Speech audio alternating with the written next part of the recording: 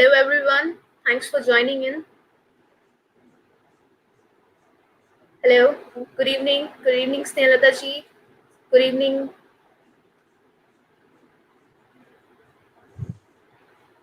Thank you for the wonderful response, guys. Thank you so much. We'll begin the webinar in for the 2 minutes or 3 minutes. Let some people to join in.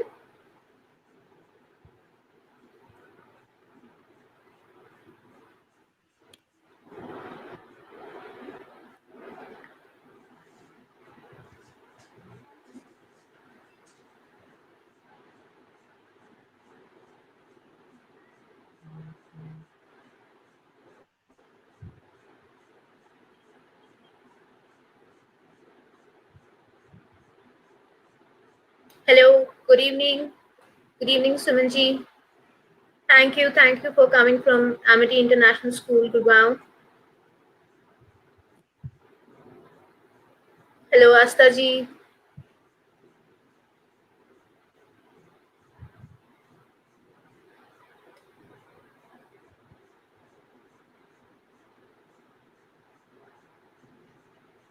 Let's wait for 2 minutes more. I think it's just 5 and we have already hit a number.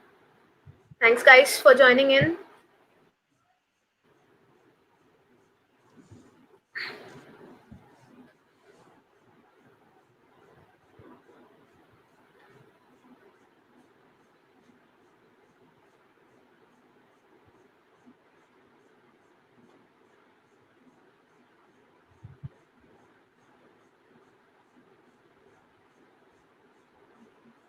So I think let's start with. So good evening all the dignitaries come across all over India for this wonderful webinar session on cyberspace, navigating opportunities and taming threats. So one of the international cybersecurity expert, Stephen said once, it takes around 20 years to build your online reputation and just only one single cyber incident took it away. To safeguard all yours, what is you have built throughout these years and to safeguard from all those cyber threats, we have with us Mr. Rajshekhar and Mr. Dheeraj Bhatia, who is going to highlight you and tell you the most important facts about what is the current trend and why cybersecurity is important in our daily lives. To begin with, I really want to thank Mr. Piyush Bhatia, co-founder AdmitKard, for organizing this event for all of us and having our guest speakers and having this wonderful platform there where we can have a view on such an important topic, which is cybersecurity. To you, Mr. Piyush, can we have a few words about AdmitKard? Thank you, Charul, and thanks everyone for joining us. We have more than 500 people right now listening to us, and waiting for the valuable information that Mr. Rajshekhar here is here to to share. So Mr. Dheeraj Bhatia is our mentor, and he's been guiding us at AdmitKard. So I was sharing with him some of the challenges of cyber security, and he connected with me with Mr. Rajshekhar, and we thought that we should share this valuable information with our entire education ecosystem. So today we are here to present our webinar on cyberspace, navigating opportunities and taming threats. This webinar is brought to you by AdmitKard. We are an organization that helps students from schools and universities to apply to various universities abroad in countries like US, Canada, Australia, UK, New Zealand, and all over the world. And we use artificial intelligence and some of the students who are studying abroad and their experiences to create a holistic guidance platform for the students. Over the years, we have right now built a strong mentor base of 500 students from across 200 top universities. We receive almost 1 lakh requests on a yearly basis now, and we have helped apply for about 2,000 students last year. And if I talk about some of our top universities across MIT to Harvard to London School of Economics, to you name it. We have students going to every top university in the world, and that has really helped us feel proud of the work that we are doing. And special thanks, because this is our first webinar with Mr. Dheeraj Bhatia, for guiding us and mentoring us during this time period. I'll request Charul to just give us brief introduction of both our speakers, and share about why we believe they are really great for us to talk about the education ecosystem and cybersecurity. Thank you, sir. I really thank Mr. Bhatia, sir, to have us on this platform and organizing with such an event. So let me introduce you with Mr. Dheeraj Bhatia, Director, Educare Learning LP. He is an ex-co-founder of KIPS Learning Solution Private Limited. So KIPS is India's leading publisher of school computer notebooks and digital interactive tools used for 6,500 plus schools with overall 5 million students in India and Middle East. Mr. Dheeraj is an educator, an entrepreneur, an angel investor, management consultant, and our dear angel mentor at AdmitKard. Mr. Bhatia has done his graduation from Kurukshetra University and is well known across the globe and as well overall India for his contribution in education technology, instructional design, team building, his management consultancy roles, project which he has delivered, and educating global citizen programs for Harvard Graduate School of Business. I really thank you, sir, for taking out time for us, AdmitKard, and all the people who are joining in for this informational webinar. For our next guest speaker, I would really like to thank you, Mr. Rajshekhar, sir, Director, Information Sharing and Analysis Center, founder of Clean Exit and CyberRange. Mr. Rajshekhar is director at leading cybersecurity and is a non-profit foundation which manages prestigious national security database program that identify the best hackers in the country based on a stringent lab exam. With overall 18 plus year of experience in information security, Rajshekhar is an Microsoft employee who closely works with academics, large-scale organizations in delivering cyber safety initiatives, and led the foundation and conduct many international malware conference, Malcolm, and runs a cyber safety comic series, Hanu Hopot, that teaches parents and teenagers how to deal with various cyber crimes. Thank you, sir, for your precious time, and hope the dear audience will have a wonderful learning through this session. I'll now over to Mr. Bhatia, sir, who will take on further from here and will have showcase the limelight on the most important topic of today's webinar, the cybersecurity, navigating opportunity and taming threats. Over to you, Bhatia, sir. Thank you, dear. Good evening, everyone. It's nice to connect with all of you after a very long time. So we all are living in an era of disruptions, some man-made, like we are facing. Maybe some say that it's also technology-driven. But overall, whatsoever the disruptions we talk about, the backbone of all these disruptions is technology. Technology has shifted a major portions of our lives from physical space to cyberspace. Although cyberspace is virtual, but the threats caused by it, they are not virtual, and they are causing a big disruption in our professional and personal lives. When we talk about our professional lives, we need to understand some key points. The first one, that data privacy is being destroyed commercially. Because the reality is that bad guys, they already have access to our personal data points that you may believe should be secret, but which nevertheless are not. This may include your credit card information, your PAN card, Aadhaar card number, mother's maiden name, date of birth, address, previous addresses, phone number, and yes, even your credit file as well.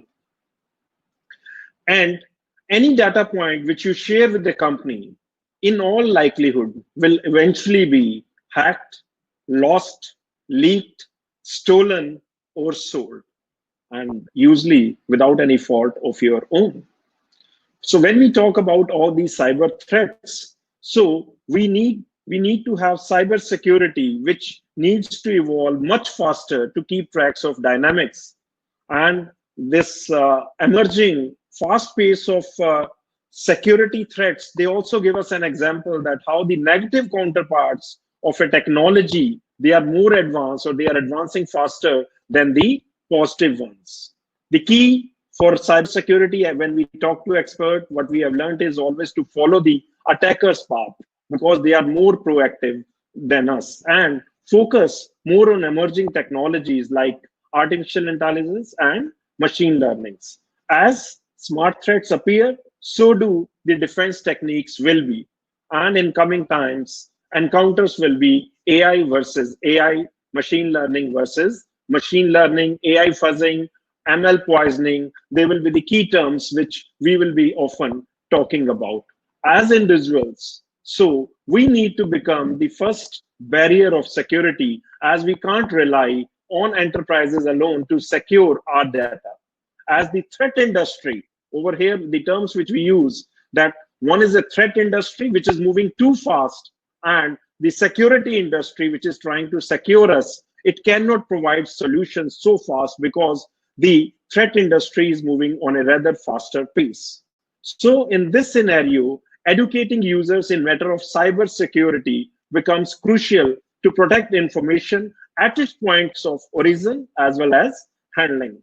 So to spread awareness, we must teach individuals what cyber security really is, what threats they exist, and how to counter them, and proper way of securing our data as well as our devices.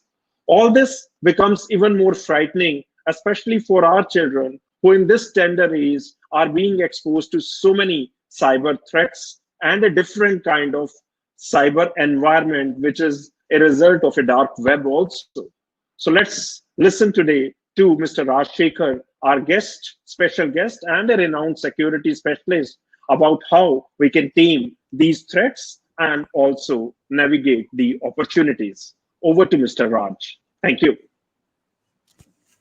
Thank you, Mr. Dheeraj, and thank you, AdmitKard, for this wonderful opportunity here to speak to all of you. So today, I'll be sharing some of our experience as a foundation in dealing with cyber crimes, and our intent is to educate people on the various challenges of cybersecurity today that many children are facing. Now, this presentation is for people who are at least 16 years and above. I would not recommend anyone under the age of 16 to attend this particular session. It's not recommended. Uh, if there are children or teenagers along with you, discretion is advised, because we'll be touching upon topics which are a bit sensitive in nature. So with this, let me share my screen and take it forward. I hope you're able to see my screen. Okay. So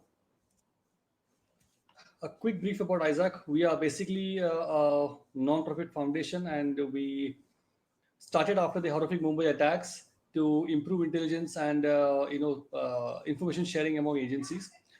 We are a public-private partner with NCIIPC, which comes under the Prime Minister's office, and we are also partner with CERTIN under Ministry of Electronics and IT. And we are partners with AICTE to create a pool of cybersecurity experts that India is currently facing shortage in right now. We are well known for this particular initiative of ours called the National Security Database. And this particular exam is very popular among professionals who want to pursue career in cybersecurity. It's not an easy exam. People who attempted less than 10% pass in the first attempt. And this particular understanding with AICTE right now, under the Ministry of HRD that we have, is that we aim to create 1 lakh people under this particular program across India as a career option in cybersecurity.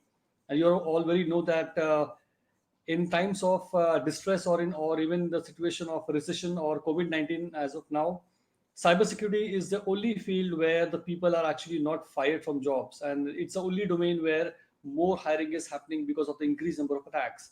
So cybersecurity is technically, in most cases, it's a recession-proof career opportunity, but that's another topic altogether. Today we'll understand the other side of cybersecurity, also how dangerous it can be for people. And before we begin, there are some stories. Okay, so the first story that I would like to discuss is about the ghost in the house. Now, you might think, what has this got to do with cybersecurity, and what is the reason we are discussing ghosts, right? There's a reason for it. There's a very big cyber angle to this particular story.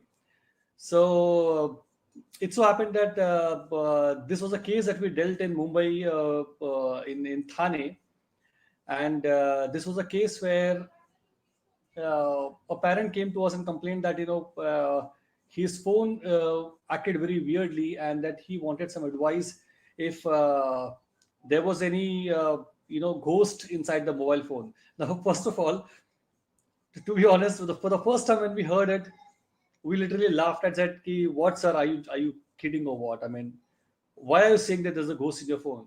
He said, "No, there is a ghost in the phone, and can you please do some analysis on the phone and see if there is a dead person inside the phone or not?" I said, "Yeah, what is this nonsense? Let us see what is the issue." We tried analyzing the phone, and we found some suspicious files, but no ghost inside, obviously. So we said, there is nothing inside. So this man again comes and says, "Ki, no, I have to vacate my house and sell it, because otherwise my child will be dead very soon. And the ghost has warned us not to send him to school. And the ghost has asked us to vacate the house. So we're trying to vacate the house." So we said, "Okay, let's see what the issue is. Who's threatening your child like this? It's a serious issue." So we go to his house, and one of the most shocking things happen on that day with us. So me and my team enter the house, and our phones we just carry inside the home, and we just step inside the house, and the auntie says, "Okay, I'll make some tea for you all, and I'll be back in 2 minutes." We were just sitting on the sofa when a message came to our phones from some anonymous number saying that, "Leave this house immediately." So I was surprised, because how come they had my number for it?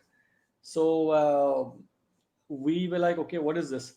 Then another message came saying that, "Don't stay in this house for too long, else I'll follow you in your house, and I'll come inside and stay in your house also." I frankly got a little scared, and I was like, "What's happening?" Then I said, "Auntie, चाय नहीं चाहिए, हम लोग दोबारा आते हैं बात करने के लिए. We'll come prepared next time." So we got our gear and technology next time. We thought, okay, let's hunt this down. What nonsense is this? Who could send us a message like this? So we came the next day with our cameras. We put it on all the places around, and we started intercepting for any particular RF signals or not. And I was determined to find out who this person was. So when we were in the house again, I got one more message on my phone saying that "Bhag jao is ghar se, nahi to pachtaoge." I was like, okay, this is getting very interesting. And then I went to the other rooms to analyze, what's happening. Then I got a voice recording message over Bluetooth on my phone, which said that there's no point in coming to this particular room and finding out what's there, because I'm everywhere. So finally, we asked, what's happening. So the interesting thing was that whenever the child was trying to read books or study or do his homework, the lights used to go off, the fan used to switch off, the fridge door used to stop functioning when he wanted to take some water from inside, and the TV used to stop working randomly. It was actually a actual spooky thing, and we actually saw these things happening in the house. So finally we said, "Yaar, bhoot wo to hota nahi hai. Let's figure out what happens." Then one letter came on the door, and it said that if you don't leave in the next 1 week, I'm going to make the child disappear from this earth. Then I said, "Yeah, since when do ghosts require to write letters and submit to the house?" I mean, that is very funny, right? I mean, why would a ghost need a letter to send it on the door? Then he said, "ये पक्का कोई बंदा है बंदी है जो ये कर रहा है. Let's find out what it is." And then we reviewed the cameras, and you'll not believe who the culprit was. Can someone guess? Can someone guess who the culprit was? If you can actually, put on the chat, then I'll resume my presentation, no doubt. But if you can actually type on the chat, then I'll just keep reading it while I'm speaking, so that I know that that you're able to listen to me also and relate to it. Okay, so who do you think was a culprit? Was it someone who wanted the property of the house? Was it someone who was not happy with those people? Who do you think? Can you guess who the culprit was? Am I audible to all of you? So here the point was that one of the things that we caught on the camera was that it was actually the kid who was doing all these things. The child himself, yes. The boy himself, yes. You're absolutely right. And the boy was actually just in 7th standard. Okay, very small young kid. And when we caught him on the camera, and then we confronted the child by counseling him, what happened, why did you do this? He then showed us how he did it. First of all, what he did was that he hacked into the SIM card of his father, and he started sending messages over Bluetooth. He broadcasted messages, and whenever the Bluetooth was on the device, there is a vulnerability which allowed him to do that on the phones at that point of time. And he actually installed electronic devices to control all devices from his phone in the house. And he used to pretend that some ghost is there, and he tried to tell his parents, convince his parents that we should go out of this place. Why did he go to such lengths to do this? So this kid was being harassed by some people in the school, and he was not also happy with the school's entire way of handling the problem, and he wanted to leave the school and not give his exams and go away from there. Okay, so he went to this extent of convincing his parents using technology that the house is haunted. Now you might wonder, how come such a small child has such a kind of caliber? But that is what it is. Children have high degree of technical competency to do these things, and parents most often are left out in this particular race of technology. Many parents just don't understand how a certain thing on the phone works, but children do understand it very nicely. So that's what happened. So this I'm sharing this with you is because it is a case where a child was involved, and it was pretty shocking to all of us to know that something could happen like this, right? The second story is another popular story on social media which happened some time back. This story is about a young boy about 26 years of age who has been accused of swindling 3,700 crore from 7 lakh odd people on social media. Can you believe that? How he did this was that he convinced everybody that if you like a page, I will pay you some rupees. Okay, and he created a complete web of people to whom he said that if you become a subscriber to this particular company, just like social media pages online, and I'm going to send you money. And thousands and lakhs of people fell into the scam, and finally he was arrested. Why I'm sharing this with you is because in India, this is so frequent, these kind of scams, and it's surprising that people still fall for it, right? Now, look at his age, 26 years, a brilliant mind, but why would he do this? Is it because, he was trying to become successful too fast? Or was it because he saw that he's technically highly competent and he could take advantage of it? But then the point is that eventually he is now under investigation. So, do you think that this can happen with your child? Brilliant child, highly technical, highly competitive, very smart. What if they choose the wrong way? What if they decide to put their brains in the wrong direction? One small mistake, it can actually completely ruin their life. Don't you agree on this? So I would like to ask all of you one question, because social media is one big area where a lot of people get conned, a lot of people make friends, a lot of people try to be online all the days. How strong is your social networking? I would like you to tell me the number of friends that you have in social media, right? You can actually type on the chat box and tell me how much friends you have in Facebook, right? If you're a super famous person, you will have at least 500 friends. If you have a large social circle, you will have at least 300 friends. If you're a small, with a small circle, you will have less than 100 friends. So can you please tell me how many friends you have in this particular chat box, which I'm monitoring right now?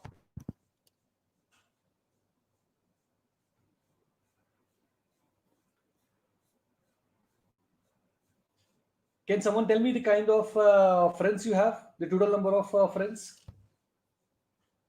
You can type on the chat.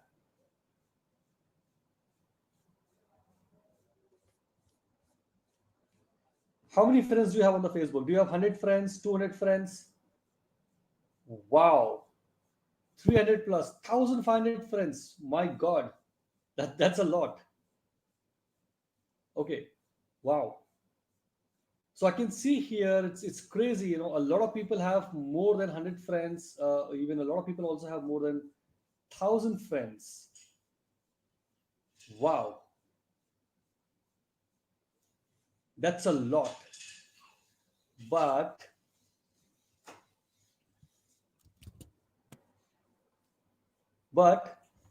the question is, having more friends, is it a good thing or a bad thing? So how many of you are aware of this Dunbar's number? So Dunbar's number is basically a ratio which has been, basically it's, the casual friends or the average social contacts a human brain can maintain normally. It's basically, done by a psychologist from Oxford, and anything beyond this number is complex to handle. Okay. So the Dunbar number says that this is the maximum number of people that you can maintain in your brain. So I don't know what you're doing with so many friends in Facebook. You have thousands of friends on Facebook. You cannot maintain a one-to-one connection with 1,000 people all the time. You can maintain with 150 people, but that's about it, right? So the point is that when you allow people to join on Facebook, it is as good as inviting them to your house, introducing them to your family. It is as close to that, because once they become your friends, they can see everything about you online, right? They can see what you're posting, where you're going, what you're feeling, what you're commenting on. Do you really think that you need to share it with thousands of people? Is it really required? So, one question is that, with such a large number of people who are part of your network, are you a bystander or an upstander as a person on social media? So when I say, are you a bystander or an upstander, I actually mean that, what nature do you have when you see something wrong happening on social media? If you see someone being bullied on social media, or if someone is harassed on social media, do you keep quiet and watch what's happening? Do you read the comments, or do you take participation in it, and you tell them you should not do that? What kind of person are you? So this is about the most recent suicide that was done by Hana Kimura, a very popular Netflix star who was targeted online on social media, and she was abused on all social media networks, just like that. And then someone wrote on her wall that it's better if she dies, and she felt so depressed with these kind of comments that on 23rd May she committed suicide. Now she is not the first one, and she will not be the last one, right? It's very unfortunate it happened. Even in 2014, I'm giving some old examples because I want to tell you that this is not something new for India also. Something like this has happened in India from many years back. So 2014, a 17-year-old girl from Calcutta killed herself after her pictures were put on Facebook by one of her ex-boyfriends.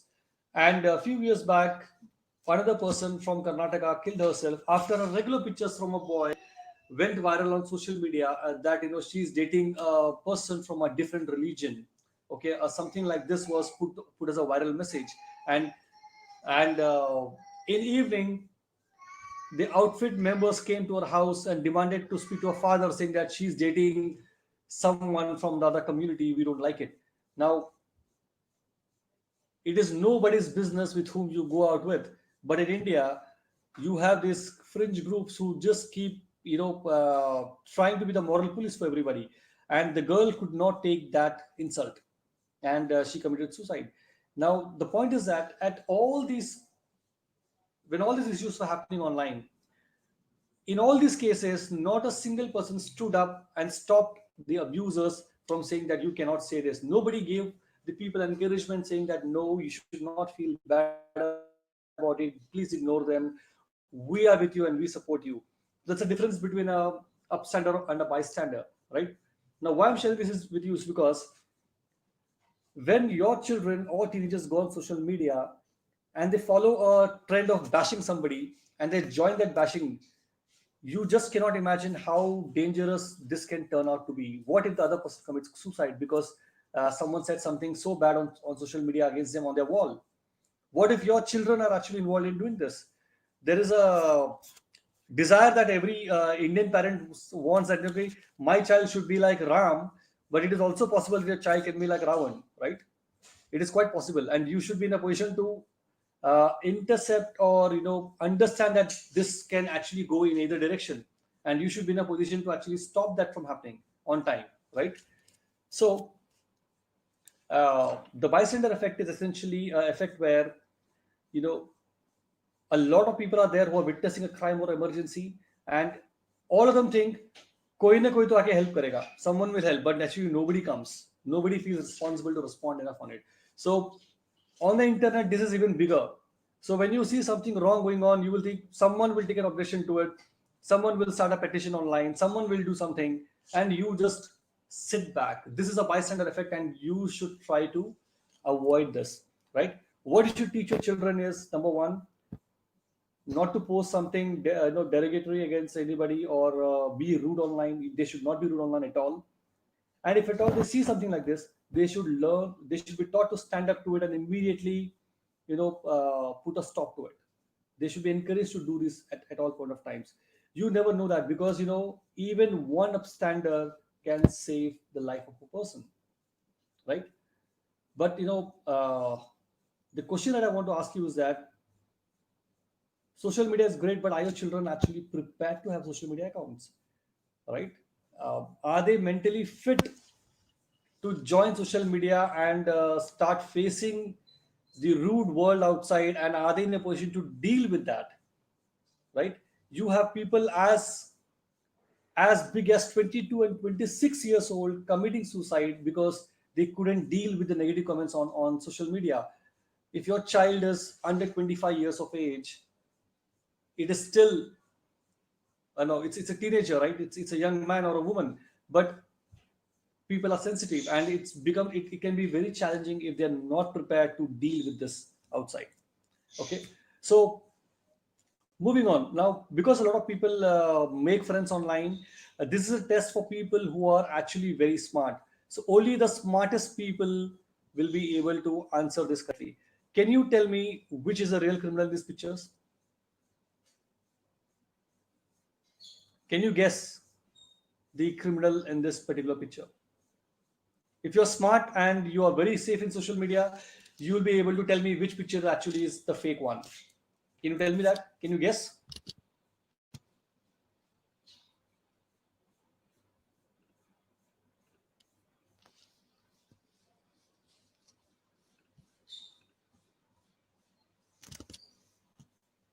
Can you guess which one is fake? I need you to write your answers in the chat box. Okay. try putting your comments in the chat box saying that, okay, what do you think is a fake picture among all of these? Is the first picture fake, the second one fake, the third, fourth, fifth, sixth, seventh, eighth? Which picture among them is a fake profile which has sent a friend request to you on Facebook? I want you to guess it. So I'll give you 30 more seconds for you to think of the right profile before you accept that as a friend, right? Just try to understand which one is a fake one. Have you seen the pictures clearly? Are you trying to answer them? Did you find the right profile, which is a criminal? Did you? So let's see.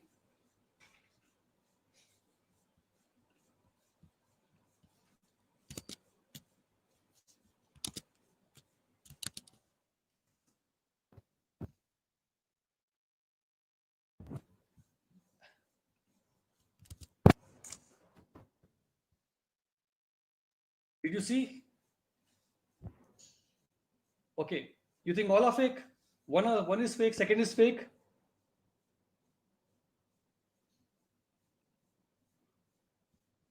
Okay, then I'll tell you the right answer one, okay?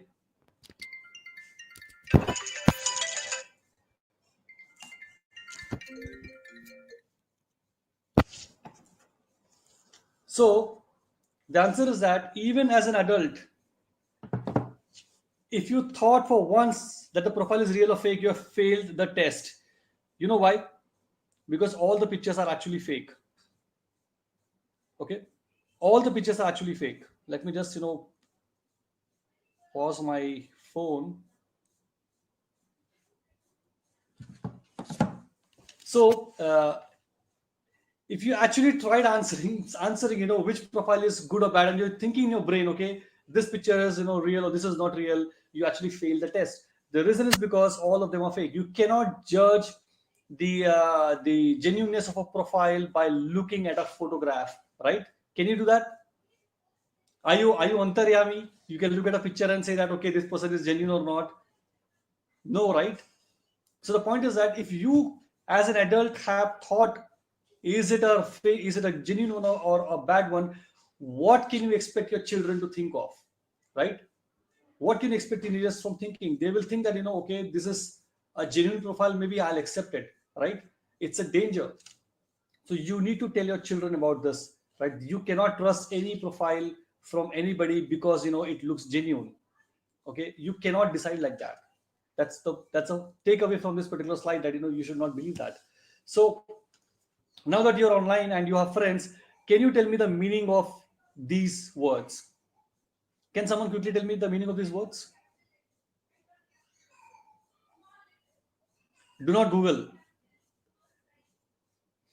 Do not try to Google it. Try to see if you can tell me the meaning of these particular words.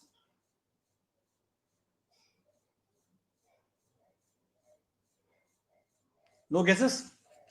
So let me share something with you. These are some common words that children and teenagers use every single day on chat. And if you as a parent encounter them on chat, you should be concerned about it. So what does it mean?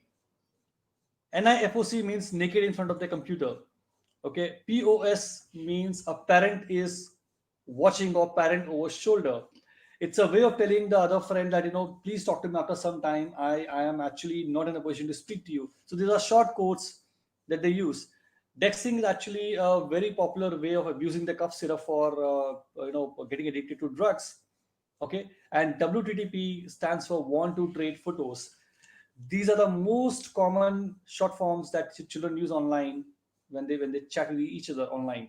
And if you encounter these things, you better be concerned about it, right? So we'll come to the next topic now. I'm rushing a little bit. The reason is because we have a lot of topics to cover quickly in a short time. So we will take an FAQ session where I can answer all the questions later also if you want, right? Now, how many of you are aware of Cyberchondria? If you've not heard of this, then let me show you what that actually means by your habit. Have you searched for medical problems on the internet? Have you searched for a headache or the meaning of some other medical term online? Have you tried searching for symptoms? The problem is that the internet is having so many articles about all the topics that you potentially cannot differentiate which article is genuine and which is not. You cannot go by the ranking of a website. You cannot go by the assumption that a company's website is actually more genuine. You cannot go with assumption like that. What happens is that when you start googling for medical problems, you start from a headache, then you end up at the conclusion that, oh, I may have some form of a brain cancer because of which I'm having a headache. You can actually conclude like this. Okay. Now this can cause a lot of problem among children, especially when they are not open to share what they're going through. They will try to search about their health issues or the changes in their body online. And when they search online, they get misled. They will end up trying to assume that something is wrong with them. And in turn, they will take a lot of stress, and they will try to even take medicines which are recommended on the internet. This is a very big problem. Okay. So cyberchondria refers to a person's anxiety about their health that is created or exacerbated by using the internet to search for medical information. Okay. Cyberchondria involves excessive anxiety about health. So if you search on Google, or have you searched on Google for your health problems? If you have searched on Google for health problems, please type, yes, I have searched on Google on the chat box, so that I know that if you have gone through this kind of experience yourself, right? If you try to search about someone else's medical condition, it is also okay.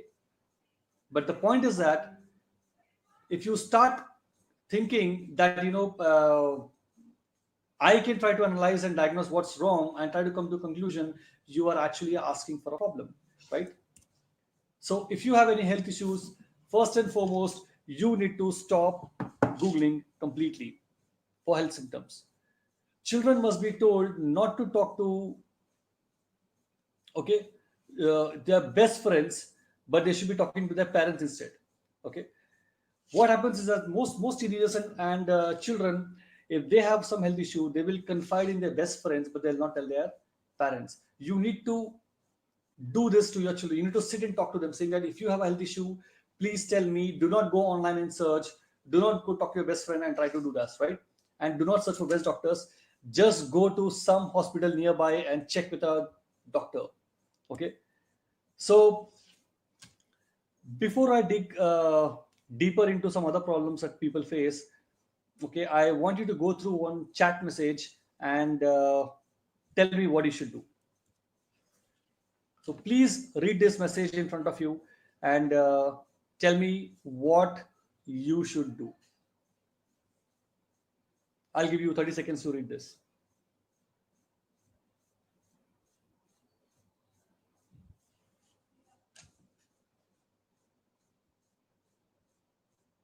So it's a conversation between a boy and a girl, right? The boy is asking that, are you ashamed of me? The girl says, no, it's not that.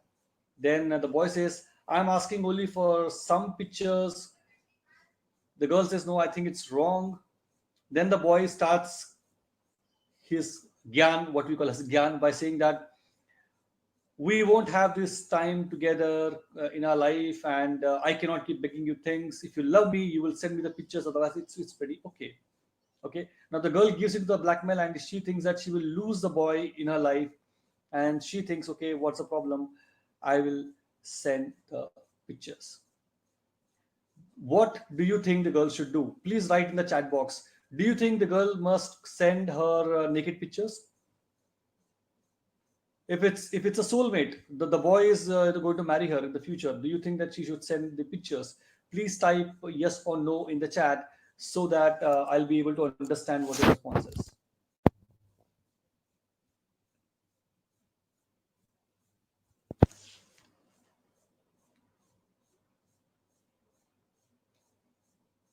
Do you think the girl must send her naked pictures?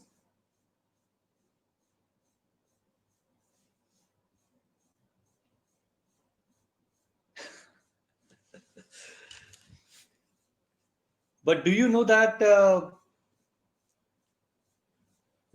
girls actually do that? They actually send it out.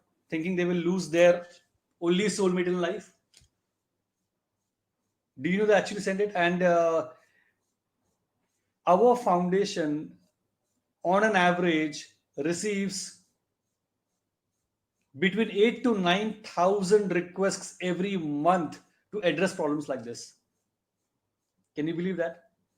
8 to 9,000 cases which we get. I don't know what happens in India, rest of the India, but we get so many complaints from so many people saying that this girl has shared her pictures or they have sent it out. It's just mind-boggling.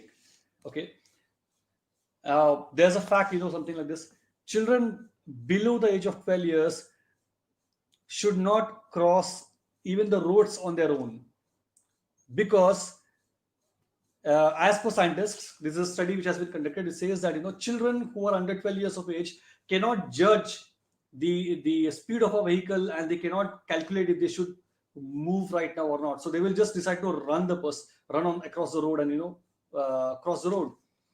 It's very dangerous, right? So if people as young as 12 or 13 years need help in crossing the road, do you think that they are prepared to deal with a relationship where they are asked to share the naked pictures? Do you think they know the consequence of doing this? Absolutely not. But they do this. Most of you may think it is stupid, but that is a fact. This happens, and you cannot blame children for it, because they are just not tuned for this kind of problems in life. Okay, so I'll share with you what happens after this.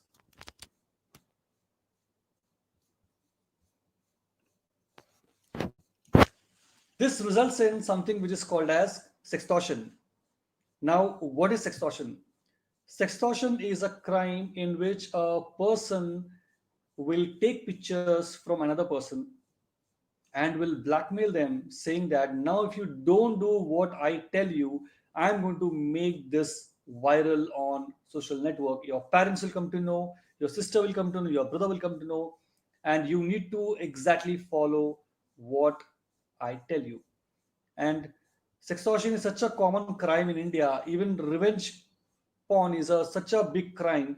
So what happens is that people are in relationships. They like shooting videos when they are actually making out, and then they save it for their memories. And when the people are no longer friends with each other, the guy will decide, okay, you know what, I'm going to teach this girl a lesson. I'm going to post it on social media. And I cannot tell you how many such videos are there on the internet. Every single day, some or the other girl is being victimized by her pictures being posted online by the people that she trusted at one point of time in their life, saying that this is the guy of my life with whom I can be open about what my thoughts are. And he will take those pictures and post it online. Now, there are many stories, horror stories around this. I cannot actually, go on talking about it. But the point is that sextortion is one of the biggest problems India is facing and young people are facing, right? And to give you an idea of how bad the problem is, there is a huge pressure in the school children today to have followers in Instagram. There are some schools that we are monitoring right now where the seating arrangement of the children in the classroom is based on the amount of Instagram followers they have in real life. Can you believe that? It's an internal rule among the children. If you have less followers, you cannot sit with us. It's as complex as that. We also have cases where the children will refuse to eat in the canteen together if that particular person doesn't have followers on Instagram. They will like, you don't have as many followers required to join our club, our group, so we can't have dabba with you. You cannot sit with us. So what happens? These children are thinking, man, how do I go to Instagram? How can I post pictures? So the problem is not even posting. The problem is, how do you get likes? How do you get followers so that you become part of the cool club? So what they do is that they start having secret Instagram accounts and they start posting semi-naked pictures or hot pictures so that they have faster number of likes, and that will result in them being accepted in the cool gang of the school. It's a vicious circle. Okay, and there's another problem. These likes, if you don't get frequently, you also have an option of buying them. Okay, so the children will ask the mother and father that, can you please give me 1,000 rupees, can you please give me 5,000 rupees, for some excuse, and they will spend the money in buying likes on Instagram.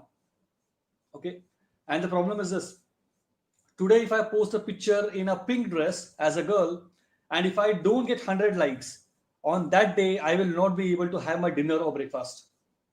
Okay, I'll be so depressed that I'll think, yeah, not a single like has come, only 50 people have liked it, I have 10,000 followers, I think I'm not looking good today. It's crazy. There's another fashion of the fitness fashion, the fake fitness fashion. The girls will do yoga, and they'll post the pictures as if they are exercises and yoga, and there's a pressure on them always to look in a certain manner all the time in gym or working out. They want to model themselves out like this. Okay, is your child involved in these activities? And why we're sharing this is because in this process they end up making the kind of friends that they should not have. Okay, they end up doing things which they should not have done. They end up crossing the lines when they should not have crossed it, and it ends up in a problem, something like a blackmail. Eventually they are in debt sometimes, and to repay the debts they go to any extent. Okay, one more example. Can you read this and tell me what you think of it?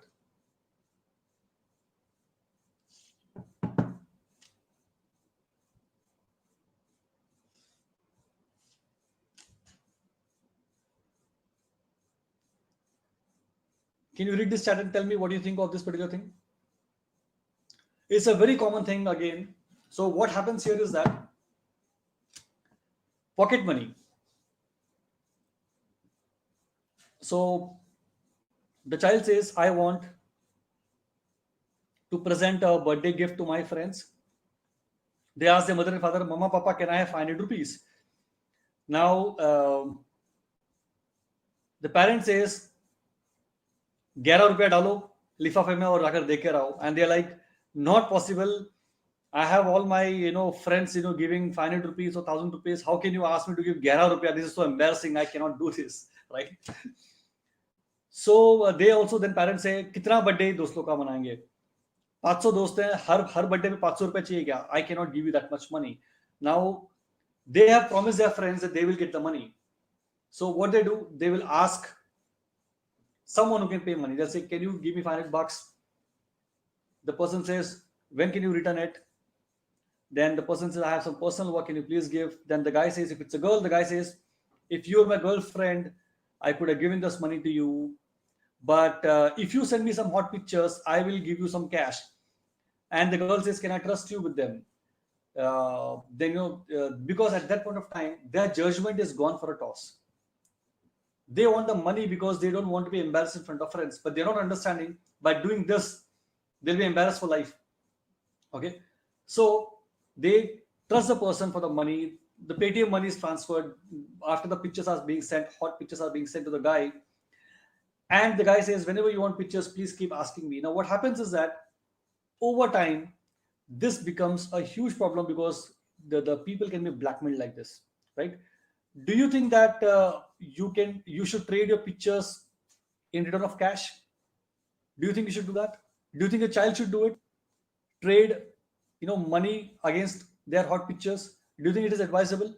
Just type yes or no on the chat so that I will follow and try to understand what your opinion is, right? So that brings us to another interesting concept which has taken up a huge ground in India in the recent days. It's called sugar daddy and sugar baby.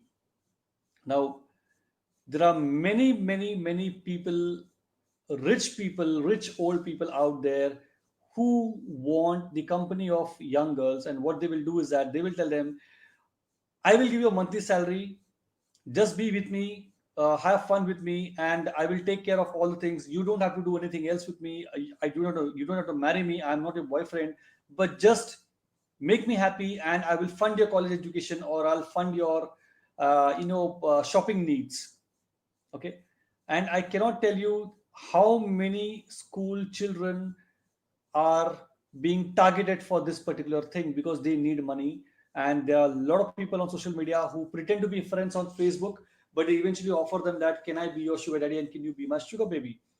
You might think this is a culture from the West, but uh, it is not so nowadays. Even in India, it's a very common thing. We have been dealing with these kind of incidents from more than like the earlier cases that we dealt was like as long as 14 years back on social media, where we dealt with these cases. So India is not new to this kind of problems. But is your child being targeted by someone like this because they are being told that, I'll give you money, just uh, come online, do things for me, and I'm going to send you money online. Okay. So one more chat. This is the last of the slides for this kind of things for you. So I will not bombard you with too many chats, but just take a look at this one. It's very important. Okay, read this and tell me what you think of it.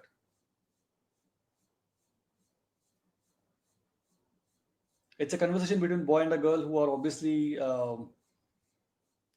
friends, and the boy is saying that I love you, why do you ignore me? But the girl is not interested. The girl clearly says that, do not disturb me like this. But the guy says that if you don't accept my friendship, I am going to hurt myself. Okay. And the boy says that if you don't say yes to me, I will become depressed and I'll hurt myself. And the girl says, no, please leave me alone. My parents will not like this. But the boy insists and says that if something happens to me, you will be responsible. Okay. Now the girl then immediately gets scared and says, no, please don't hurt yourself. I will beat you tomorrow. And the boy says that, I love you. I'll see you tomorrow. Is it right? Do you think that the girl should go and meet the boy? Can you please type on chat and give me opinion? I'll just read the chats. Since I have to read the chats, I'll have to disable the screen share for momentary purpose.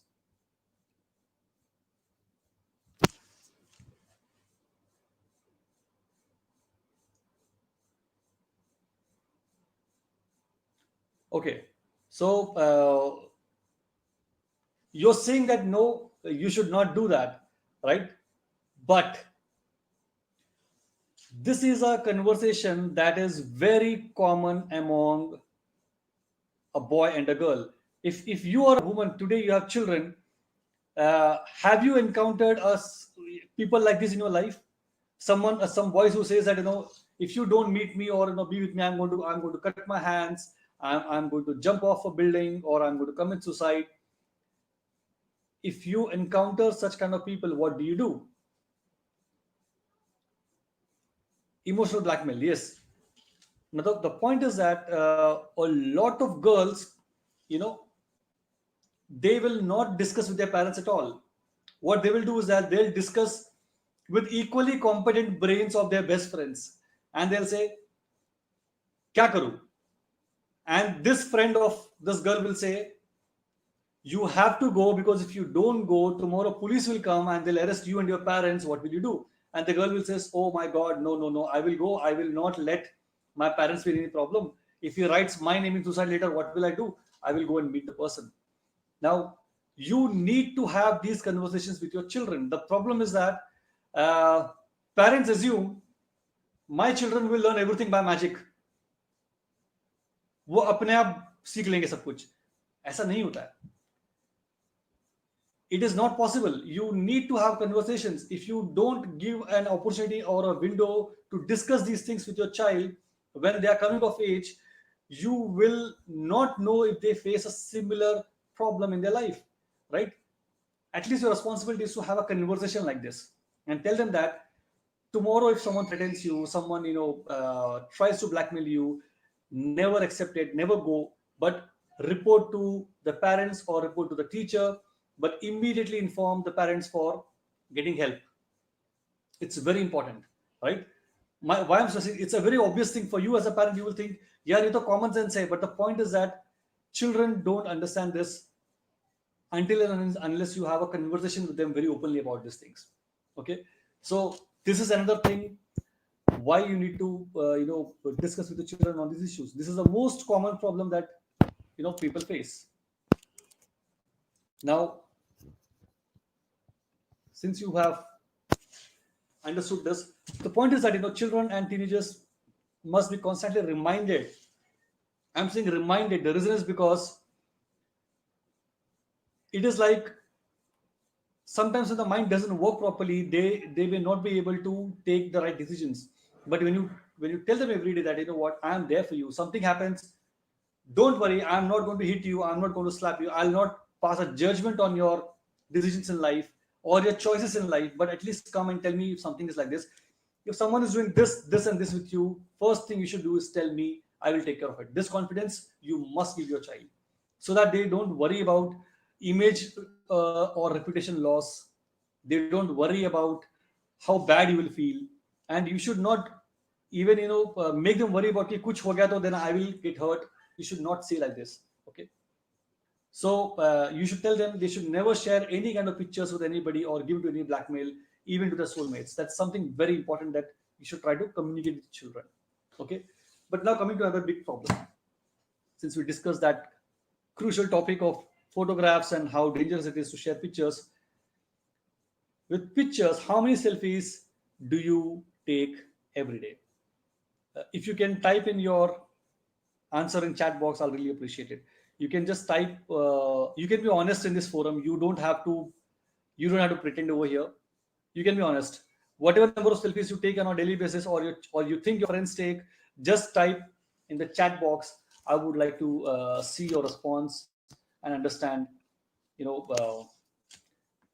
how many pictures or how many selfies do you take? How many selfies do you take? Do you take a one selfie? Do you take two selfies? Do you take 5 selfies or 6 selfies in a day? How many? None? 0? What about the children? How many selfies do your children take? You might not even know that, right? Because maybe you're not even friends with on their Instagram or Facebook. They have a separate account and you don't even know that, right? Now, the point is that selfie is such a big problem in India that I just can't get started on it. It's a big problem. But let me share some important statistics with you.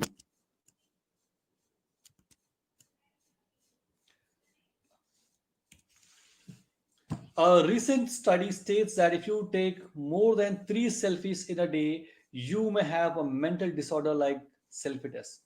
It's not a made-up word, okay? It is an official disorder classified by WHO and other world people. Just go to Google and search for selfie-ness if you have time. More than 3 selfies in a day, in my view, in my experience, if you take more than 3 selfies, solo selfies, just you like this, like this. If you take selfies like this, more than 3 in a month, I think something is wrong with you. Okay, because study points that low self-esteem is one of the biggest reasons why people tend to take selfies and post it on the internet, because they want to feel good about themselves and do this. If your child is doing this, you need to consider what are they going through in their life. Are they trying to get validation from outside about their own image and their life, right? So a quick note about selfies. It was we can spend more time on the FAQs if you have more questions on selfie part of it. It's a topic in itself actually. But anyways, coming to another big problem that children face: gaming risks. Okay, now if you have a Nintendo or an Xbox or a PS4 or any such gaming console in your house for your children, please type in that device name or the gaming device name in the chat box. If you own a Xbox or a PS or PlayStation or any similar device, please type in the chat box so that I will come to know if you or your children do play games or not. And of course, there are mobile games, right? People play PUBG all the time nowadays. But what are the gaming risks? So, a Chinese boy committed suicide after a 36-hour gaming marathon because he felt that he could meet his gaming friends in afterlife. Okay. One American teenager shot his parents because they confiscated his game. Okay, and a baby in 2009 died because both the parents, mother and father, were so busy playing the games all day on the computer or on the gaming console that they forgot to feed and take care of the baby, and the baby actually died because of malnutrition. Okay, can you be so addicted? Do you think it's not possible to be so addicted to the gaming, or do you think that this is too extreme? The problem is that in India also this has happened. We have had cases and stories where the the children hit the parents and almost killed parents because they were told not to play PUBG. We have cases where the parents have been killed by their children because they were not allowed to play PUBG in India.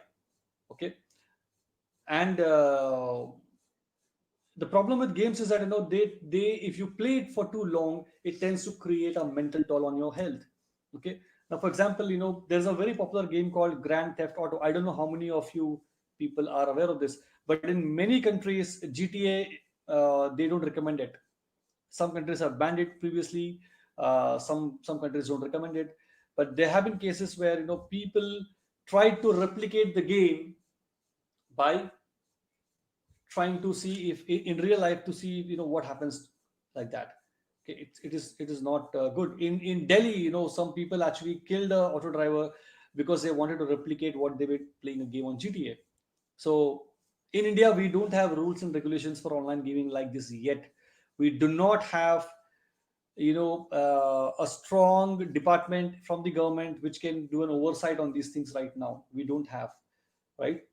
But eventually we will, and till that time, at least, even if they are there, as parents you should be careful about what kind of games your children play.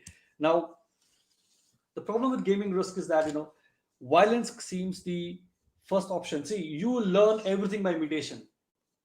If you play very violent games all the time, you tend to imitate that as your first option. Okay, again, if you play too many games, you always feel that someone is going to attack you, right? There's no empathy. See, empathy is learned by connection. If you're always in front of a device, you can't learn it, right? How will you learn kindness if you're always rewarded for killing people?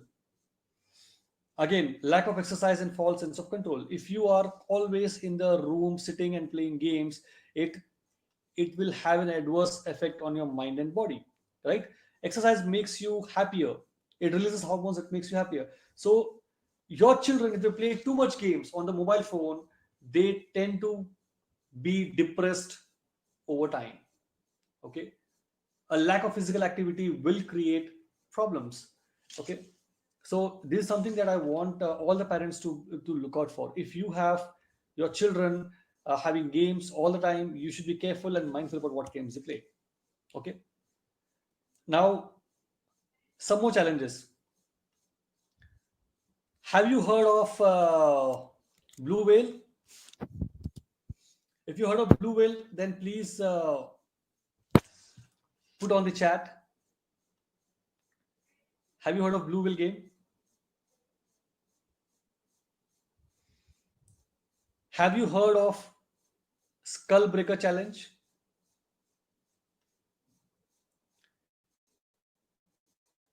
Have you heard of salt and ice? Have you heard of 48 hours challenge?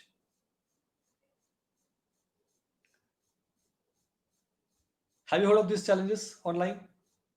So, blue whale, I'm sure a lot of you already know this, but for the first time when a foundation started talking about blue whale, 3 years before it happened in India, most principals and teachers said that Raj, this is not possible. It is not possible that someone can play a game and they'll try to commit suicide. Most of the teachers and the principals were not accepting it. Okay, but after 3 years, when we started warning people, and the first case happened where when a person died, suddenly everybody woke up. The problem is that in India, especially in India, people do not take action unless and until something goes wrong, right? You react to problems, but you will not put preventive measures in place, right? So I will share something with you about this games. You might be aware of this, but let me share with you. Okay, so the skull breaker challenge. The first picture is when a person is asked to jump, and two people from each side, they will break the fall by hitting the legs, and the person falls head down. They hit the head on the floor or the back, and there have been deaths because of this particular game. Okay, people have been in intensive care units because of this particular game. Okay, salt and ice. You see the hand over there next to the ice over there. If you just take a simple ingredient from your house, just some salt and ice, and you keep it together in your hands or on your skin, it can burn your skin, because salt can create a rapid decrease in temperature for the ice as low as minus 20 or 30 degrees at some times, and this can cause burns on your hands. It's a simple challenge which school children play. They will say, okay, put a lot of salt and rub a lot of ice on your hands and see what happens. It's highly dangerous. You should not do that. Okay, 48 hours. It's a game where young children are told to run away and hide from their parents for 48 hours. Can you believe that? People are actually doing this outside because kids think they will try to make a challenge and try to see if they can win it, and they end up getting lost, or they end up getting dead outside, right? So this is what we had to share. To quickly to summarize the few important things that we saw today was, first of all, more friends and followers on Facebook and Instagram do not mean anything in life. Okay, doesn't matter. Doesn't matter how many friends you have, how many people liked your post, how many commented on your post. It just does not matter. Okay, so tell this to your children. There is no point in wasting time trying to get more likes. Okay, it's not required. If you're on social media, you should be an upstander and not a bystander. Okay, you should not bully others, and you should not let your friends be bullied also. Okay, if there is any message which is derogatory or insulting to you or your friends, you should stand up to it, and you should inform your parents or teachers. If you are a teenager, you should encourage children to do that. Okay, again, never ever share your naked pictures with anyone, and I'm not talking this about children, even adults. Okay, even big people do this. Do not do this. It's a problem. Okay, never start your relationships under emotional pressure. Never Google for health issues. Go to a doctor and see them. Don't try to be a doctor on Google. Okay, and play games sanely. Overdoing it will cause health problems. Okay, again, tell your children about the online games and tell them not to be mindlessly involving themselves in challenges, and show them what it means to do that. Okay, guide them that this challenge is there. If someone tells you to do this, don't do this. Please inform them this. Okay, and if you are a parent or a teacher, or you are part of a school, and you believe that children can benefit from any kind of knowledge on cyber safety which can help them. Now the point is that we cannot be everywhere. We cannot conduct too many sessions across India. We cannot come out and try to help everybody, because there are just too many problems out there, and this can only be solved if you become part of the solution. So if you learn a little bit about this and start teaching it to your school, in your school, it will really solve the problem, right? So if you expect us to come and do it, it's a long shot. Okay, we will be happy to do it, but at the same time, if you as a parent or a teacher gain some basic skills and become competent to handle these problems, which we will help you to do that, it'll be great. So the solution, the only answer is awareness and education. Okay, if you work today on the children's habit, only then tomorrow you can intervene at the right time before they become cyber crimes. Okay, and you need to work with children directly on an engagement by dialogue. They cannot learn by magic. Okay, so till this point of time, I'll just pause and ask, do you have any queries so far? Are there any questions?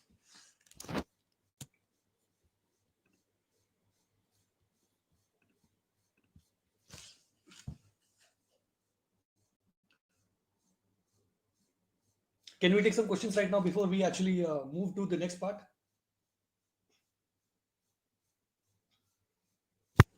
Okay, what I recommend is that you can put on chat whatever your queries are. We'll try to answer it. Okay. So moving on quickly. Yeah.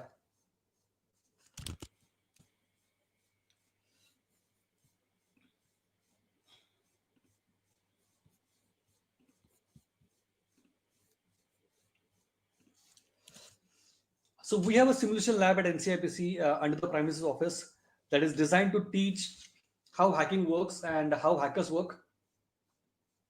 If you or your children want to learn more about this subject, we will be more than happy to organize a tour of you in the facility, and we'll also be happy to teach you professionally these courses as a career option for your children tomorrow. Okay. If you're a parent or a teacher, we strongly recommend that you look at the option of becoming a cybercrime intervention officer. We already have teachers from Manavrashna and Bluebells and other DPS and other schools across India where they have undergone this particular program and they are teaching and helping children in this particular issue. But if you are a teacher or a parent and you believe that you can learn something about this and help your children to be safe online, then I strongly recommend that you can look at doing this course from the foundation. We offer this as a small course online. You can do it from your home and you can do it online, and this will teach you everything about how to deal with various cyber crimes and how to know about what's happening out there and how you can keep your children safe online. Okay, it's a course from our foundation that we teach this, right? For children who are 10 years and above, we have a separate program for them where we teach them how to be safe online, and we conduct one-to-one sessions where we cover topics like this. We talk about sextortion, we talk about drug abuse, we talk about tech abuse, and we teach them how they can be safe online and how they can ask for help if at all they are troubled by somebody online. Okay. So with this, I end my session. And if you have any questions, feel free to ask. I know that we have rushed a little bit because of the time that we have, but please shoot with your queries. I'll be more than happy to answer. And I request the team from AdmitKard or Dheerajji to now please take over and ask for the questions that they have. Raj, one of the common questions which I'm seeing over here is that how we can prepare our students for a career in cybersecurity from the beginning onwards. What are the tools? What is there some technical coding skills which are required? What kind of students they are more suitable for opting for a career in cyber profession, cybersecurity? Okay, so first and foremost, I think if your children is learning Python, it's very useful. And if your children are actually wanting to learn cybersecurity, there is a program from the foundation under the National Security Database Program, which is a professional training for the students, and they can actually go for this particular course and they can go for the exam. And once they pass the exam, there are lots and lots of jobs that there are out in the market that they can actually go for. It's a great career option, and the children can always undergo formal training under this particular program. It's a Government of India supported program and one of the most respected exams, and they can definitely go for it. So normally after doing +2, the most of the parents and children, they are more concerned towards going towards engineering, medical, CA or other courses. If after doing +2, if you want to opt for a professional career in cybersecurity, what should be the step-by-step path? See, after you complete your 12th standard, it doesn't really matter what stream you pick. You can be an art student, you can be a commerce student, or you can be a science student, or you can pick engineering. It doesn't really matter, because for cybersecurity, it has nothing to do with your academics directly. If you do computer science, it's fantastic. If you are not part of IT or computer science, it's absolutely still fine. But if you undergo a proper training by enrolling in a professional exam like the penetration testing course, like I recommend the first step that you should do in cybersecurity if you are starting your career is to start with the penetration testing course. It's a course which teaches children how to actually learn about cybersecurity and hacking and how to be safe online. So it's a pretty good course that people can start with as a career.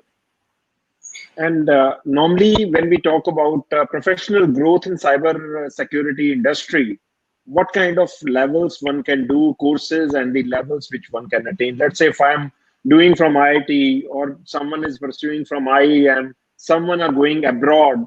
So versus for security, like you said, it's one of the most lucrative career.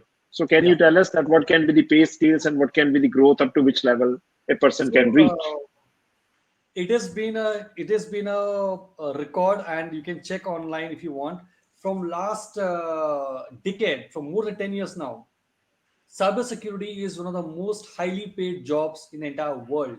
The kind of salaries that cybersecurity people get, no other subject or technology can actually pay you that kind of money on from technical domain.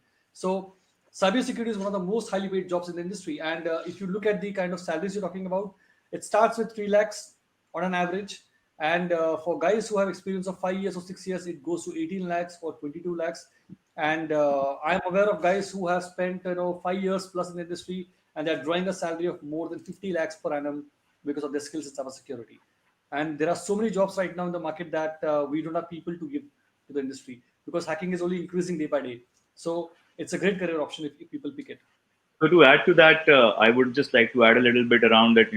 There are a lot of universities which are now starting to offer specialized courses in cybersecurity. Yeah. As Mr. Dheeraj asked, the pay scales. So I'll share some bit numbers on the more international level as well. In Australia, the average pay salary for a cybersecurity expert would be somewhere between 60,000 Australian dollars to 75,000 Australian dollars right out of the university. Yes. Some of the universities that have specialized courses for cybersecurity are Monash University in Melbourne, UNSW in Sydney, and this is a very upcoming trend. In US, you can earn up to $100,000 to $120,000 Yes. per year in cybersecurity, and some of the universities like MIT, UCLA, Northeastern University, and Arizona State University, they all offer specializations alongside computer science to become professionals in this domain. And this is as we have been seeing, the scope for the same is growing every day in India, as more and more organizations in India are adopting digital solutions. We are all joining this webinar sitting at our homes, right? And we have seen how these online conversations are being hacked, and it has created it has brought cybersecurity right into the center.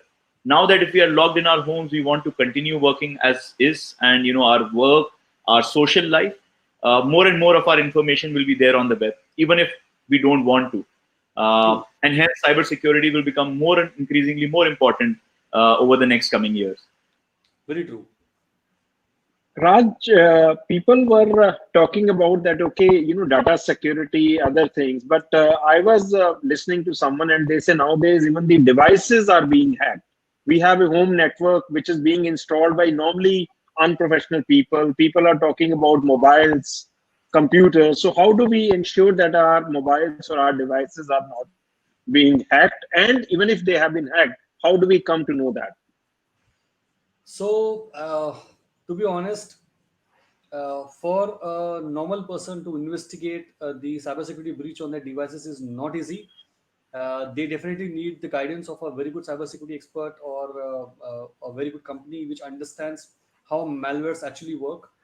Um, Sometimes it's difficult even for experts to find out if the phone has been hacked because of 0 days. So it's not easy, but you can only be careful about it. What I would recommend is that make sure that your phone is updated to the latest patches, and it's with the latest update. Do not download any apps from other markets which are not officially recognized by the App Store. If you are part of Google Play or App Store, you should not download any apps from outside your network from the internet and download and activate on your phone. And most important, when you sign up to a lot of websites, you sign by Google, right? You just say sign using Google account. You should be careful about that also, because what happens is that there is a technique by which um, Using the Google API, people can request access to your account to sign up to their websites. But you forget about the website, but these companies will have access to your email ID even after you're long not using the services. They can check your mails, they can see what you're doing on a daily basis. So we can release a small informative guide which AdmitKard can share to all the delegates who are today online on this particular topic, and maybe they can try to see if they can use this guide to help themselves. We can create a small informative small 1 or 2 pager guideline which you can check on the devices. That is something that we can send out. That would be really great. That would be really great. Plus, Raj, when your profile was being introduced, and we came across about some your affiliation association with AICTE. So, are you planning to do something or some courses which are there with AICTE? So the thing is that with AICTE, our foundation is working very closely to create the capacity in the country. Our focus is to create 100,000 cybersecurity professionals in the country, and we have so many companies who have offered jobs to the students. But I have jobs with me, right? I have people who will say, "Please come, I will give you a job." But problem is, I don't have anybody standing in front of me. I don't have students who are competent in cybersecurity to whom I can actually ask them to say, what, there's a job, please come and get it. So with the AICTE, we're hoping that in the coming days we are able to establish enough awareness in colleges to teach them about cybersecurity, and so AICTE is a great institution. It is helping us. It's very kind enough to help us reach out to a lot of students who want a career in cybersecurity and help them become part of the National Security Database Program. So more information can be found on our website. So students who want to become a part of the cybersecurity network, they can definitely do an online course. And if you're an AICTE student, the other advantage that we can provide you is that we can help you with a very fast mechanism to get genuine internships in cybersecurity space if you're part of the AICTE network. So if you're a college or an institution part of AICTE, you can get in touch with the foundation. We can help your students get better jobs and better internships. That's what we can help in. Okay. One of the common problem which I was talking to my business friends, and they said that whenever they sack any employee for some misconduct or something, he goes on internet on some sites like Glassdoor or some other sites, and he posts something negative about the organization. And whereas some people who are genuine, and when they come and they come across this feedback, which may be fake, sometimes it's genuine also, but sometimes it's fake also, and they say, no, we should not join that organization. So how an organization can secure itself from these kind of things?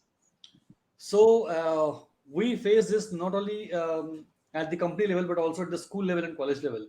We have students writing something negative about their teachers. We have the staff of the school engaged in some misconducts. We have the people from colleges who do this, from companies who do this, employees who write against the companies. This is a common form of misconduct. And my point is that you cannot trust a reviews on Glassdoor, and you should not go by the reviews of Glassdoor as the benchmark for understanding a company's culture, because sometimes it's just personal vendetta against someone in the company that people write something like this online. So there is a service which is there to rate people on their behavior. It's called Clean Exit, which we provide as a foundation to a lot of companies. If you have a staff or a team of employees working in your company and you don't want them to engage in misconducts, you can definitely look at this particular option. And this rating will help them, prevent such kind of, postings on the social media. And we can also help you remove these kind of things from social media. Wonderful, Raj. Thank you so much. Piyush, anything from you regarding what are the cyber security opportunities, universities and all? Raj, for abroad, you were talking about some affiliations where you have for specializing outside India universities. Can you apprise us on that also quickly? Sure, absolutely. And I think a lot of people have been asking this some questions. I'll just answer that quickly before some of you guys leave. The session is also live and will be kept as a repository on our AdmitKard YouTube channel. So anybody who wants to share it with their friends, tell them about it, can go to our YouTube channel and share it from there. Also, there is a form which is there on the chat, a link which is being posted. So anybody who wants to get connected with Mr. Rajshekhar and wants to do that program, that training for either parents, teachers, or even their children, can just leave their interest over there. And thirdly, certificates for whoever, all those who have attended this. We have the complete analytics of the show, and we will, email it to you from the email ID that you have registered. So just answering all your questions and coming back to you, Dheeraj, that there are. I just mentioned some of the universities in US and Australia which have very good programs in cybersecurity. Even IIIT Allahabad and IIIT Bangalore in India and IIIT Hyderabad, they are also launching some very good programs in AI, cybersecurity, and analytics, a mixture, and data science. A mix of these topics. So not only in India but abroad, everywhere there are programs available in cybersecurity. Some of our close associated universities like Monash University has had one of the best feedbacks and some of the best returns on salaries because they have a very specialized program, masters in cybersecurity. Most students at undergrad level and people have been asking, what should I do after 12th and how do I get into cybersecurity? If you really want to become a professional in cybersecurity, I'd go by the suggestion of Mr. Raj Shekhar, and I'll try and indulge myself into that subject before I take it up as a profession. So maybe do a course in penetration testing, which is gives you a basics of hacking. Do a course in ethical hacking, and take that initial cybersecurity training so that you are more aware of the challenges and problems that you will be solving.